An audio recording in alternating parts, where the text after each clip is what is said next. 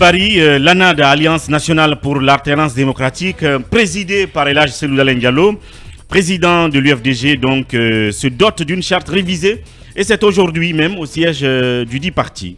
Oui, si le programme est respecté à l'heure qu'il fait, la signature justement de cette charte révisée doit avoir pris fin.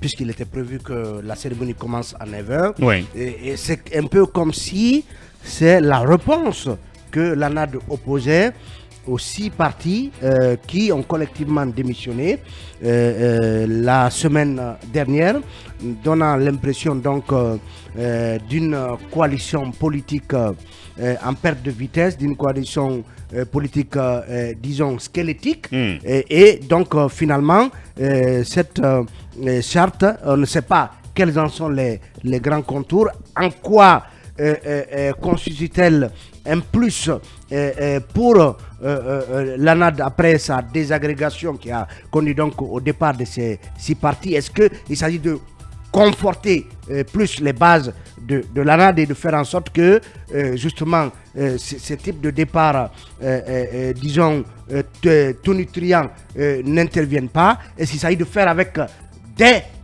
membres plus sûrs désormais? C'est autant de questions qu'on va essayer de poser à Dr Diao Baldé, membre de l'ANAD, donc président de l'UGN, qui est déjà en direct. Bonjour Dr Baldé. Oui, bonjour M. Diallo, bonjour à tous vos co-animateurs et bonjour à vos auditeurs et auditrices. Bienvenue dans cette émission. À l'écoute de film. Lincoln Souma pour la première question. Alors, docteur, la nouvelle charte, en tout cas de l'ANAD, en quoi elle consiste? Je voudrais tout juste rappeler que la nouvelle charte de l'ANAD, c'est un changement parce que c'était une charte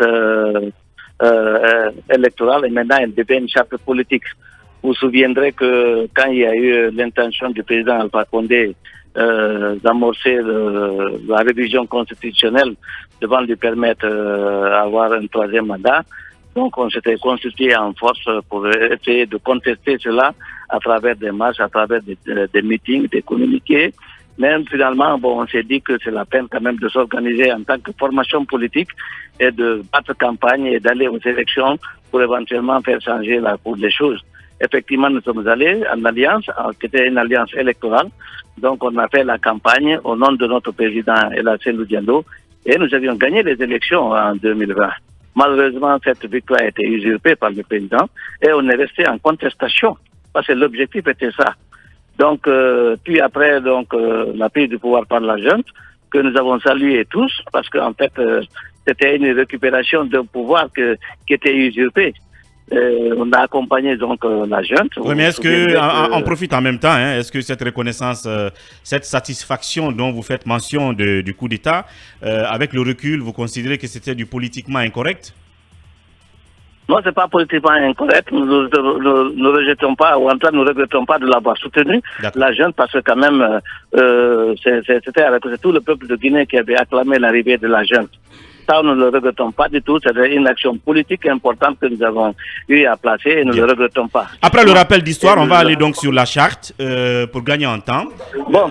Donc la nouvelle charte depuis le changement de régime, donc il était question quand même de revisiter la charte parce que l'objectif changeait. Donc depuis une année nous avons lancé ce processus itératif et participatif auprès de l'ensemble des leaders de l'ANAD anciennement. Donc il y a une commission qui a été constituée pour la révision dont j'ai présidé. Et il y avait comme membres Francis Yaba, Hamidou Bari, Biro Souma, Diabati Douré et Cellou Baldé au compte de l'UFDG. Nous avons travaillé dans ce sens donc pour essayer quand même de réfléchir et de réorienter les objectifs de notre alliance et de définir des stratégies qui peuvent nous permettre en fait d'avoir la victoire dans toutes les élections. Mais de l'autre côté aussi, c'était pouvoir aussi dénoncer toutes les dérives éventuelles on allait être confronté, surtout le peuple de Guinée, pour qu'il y ait une démocratie, pour qu'il y ait une alternance, qu'il y ait des élections libres, transparentes et inclusives. Bien. Donc c'était notre objectif. Donc on a travaillé dans ce sens-là. On devait procéder à la signature de cette charte depuis 3 mois. Bon, c'était vraiment un peu compliqué parce que certainement on n'avait plus les mêmes objectifs, on a la même vision. Bon, c'est bien aujourd'hui que cela arrive au niveau des partis qui sont restés fidèles à l'idée de base et qu'aujourd'hui c'est une fierté pour nous de procéder à cette signature.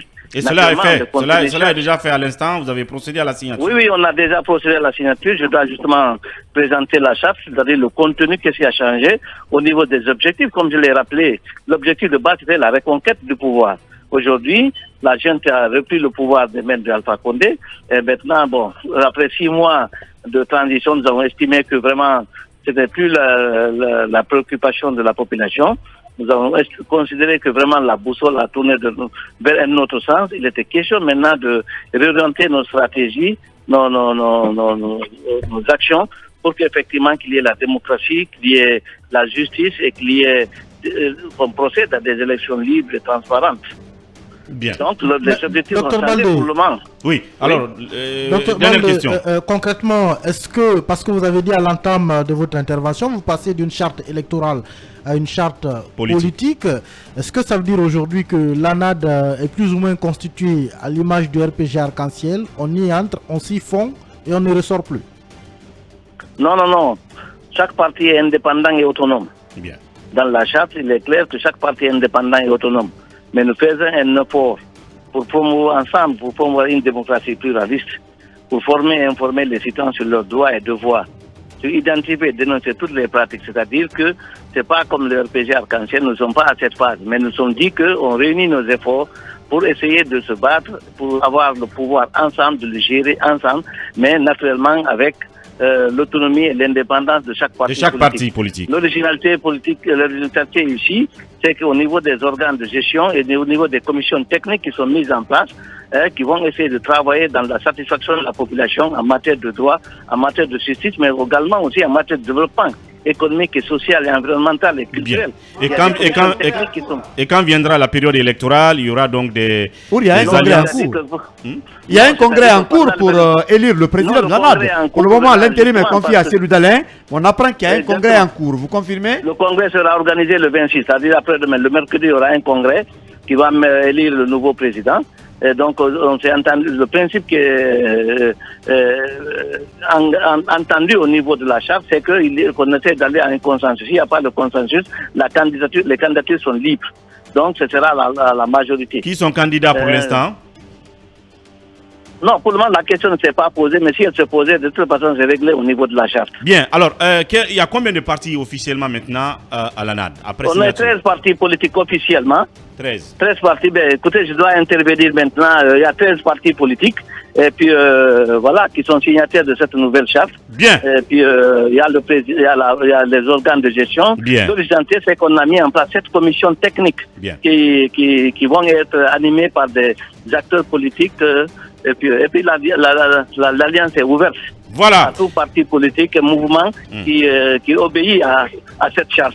Merci, docteur Diao Baldé. Merci pour votre disponibilité.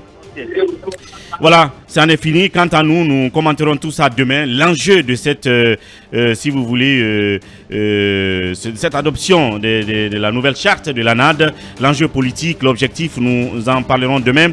Voilà, merci quand même à toute l'équipe ici en studio. Et puis derrière la baie vitrée, Tidiane Kamara, Ibrahim Silla, Diaouné, l'autre Silla, et puis Khalil Awada qui donc, si vous voulez, était derrière la baie vitrée pour diriger tout ça. Prendre rétablissement de passage à Ibrahim Babé Diallo qui donc est un tout petit peu malade. Nous lui souhaitons donc meilleure santé et bon retour parmi nous. Demain, vous serez donc ici à l'écoute, bien entendu, avec le retour d'Aboubacar Diallo qui est déjà sur Conakry et sera déjà demain dans l'émission. D'ici là, prenez soin de vous et au revoir.